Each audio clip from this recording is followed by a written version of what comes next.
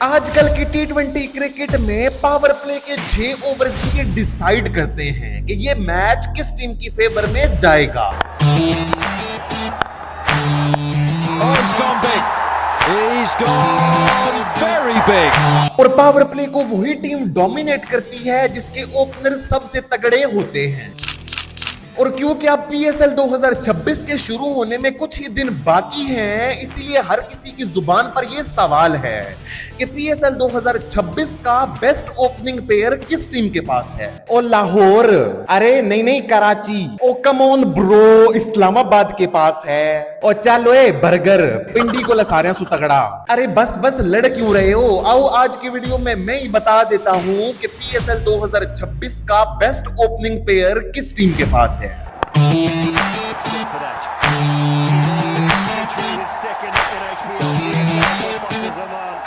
The big dive, and there's three figures. What a find towards him.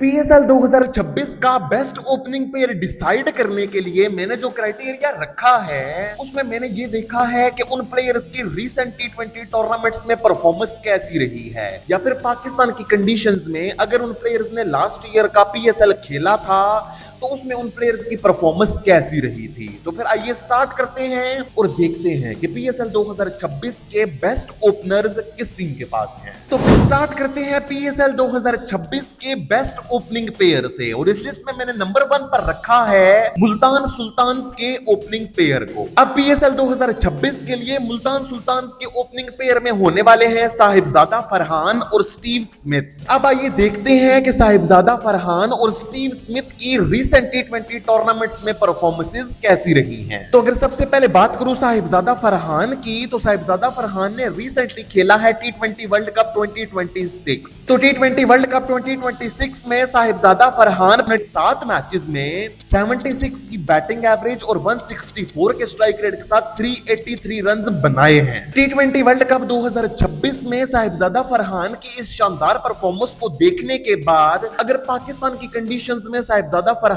की last टी20 tournament में performance देखी जाए तो पाकिस्तान में अपना आखिरी टी20 टूर्नामेंट साहिबजादा फरहान ने 2025 में खेला था, जब उन्होंने पाकिस्तान सुपर लीग में इस्लामाबाद यूनाइटेड के लिए खेला था। तो पीएसएल 2025 में साहिबजादा फरहान ने 11 मैचेस में 37.5 की बैटिंग एवरेज और 152 के स्ट्राइक रेट के साथ 445 रन्स बनाए थे और पीएसएल 2025 के टॉप स्कोरर बने थे। अब साहिबजादा फरहान की इन दोनों टूर्नामेंट्स में इतनी शानदार परफॉर्मेंसेस को देखते हुए ही मुल्तान सुल्तान्स ने पीएसएल 2026 के ऑक्शन में साहिबजादा फरहान को 5 करोड़ 70 लाख रुपए में खरीदा था, और इसीलिए वो उनसे पीएसएल 2026 में बड़ी परफॉर्मेंस भी एक्सपेक्ट करेंगे। अगर साहिबजादा फरहान के बाद बात करूं उनके ओपनिंग पार्टनर स्टीव स्मिथ की, तो स्टीव स्मिथ ने रिसेंटली जो टी20 टूर्नामेंट खेला है वो था बिग बैश लीग 2025-26, जहां पर उन्होंने 5 मैचेस में 59 की बैटिंग एवरेज और 167 के स्ट्राइक रेट के साथ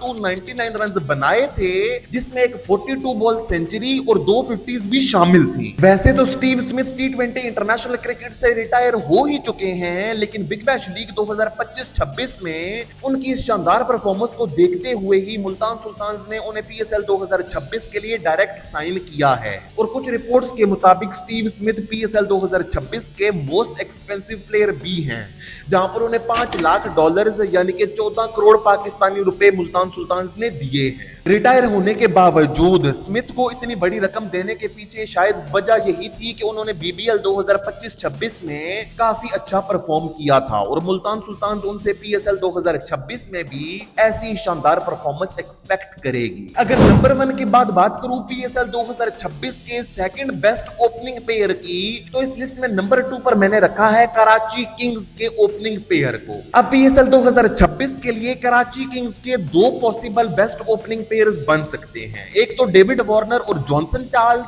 और दूसरे डेविड वार्नर या फिर मोहम्मद वसीम। लेकिन खास बात तो ये है कि ये तीनों ही अपनी रिसेंटली बेस्ट टी20 फॉर्म से गुजर रहे हैं, जहां पर रिसेंटली खेले गए टी20 टूर्नामेंट्स में इन तीनों ने तबाही मचाकर रखी है। अगर सबसे पहले बात करूं डेविड वार्नर की, तो डेविड वार्नर ने रिसेंटली जो टी20 टूर्नामेंट खेला है वो था बिग बैश लीग 2025-26, जिसमें उन्होंने आग लगाकर रखी हुई थी। तो डेविड वार्नर ने बिग बैश लीग 2025-26 में 86.5 की बैटिंग एवरेज और 154 की स्ट्राइक रेट के साथ 433 रन बनाए थे, जिसमें 2 मैसिव सेंचुरीज भी शामिल थी। और उनकी पीएसएल 2025 में परफॉर्मेंस और उनकी रिसेंटली बिग बैश लीग में परफॉर्मेंसेस को देखते हुए ही कराची किंग्स ने उन्हें पीएसएल 2026 के लिए 7 करोड़ 90 लाख रुपए में खरीदा है। अगर डेविड वार्नर की बात करूं उनके ओपनिंग पेयर जॉनसन चार्ल्स की, तो जॉनसन चार्ल्स ने अपना आखिरी टी20 टूर्नामेंट खेला था इंटरनेशनल लीग टी20 2026,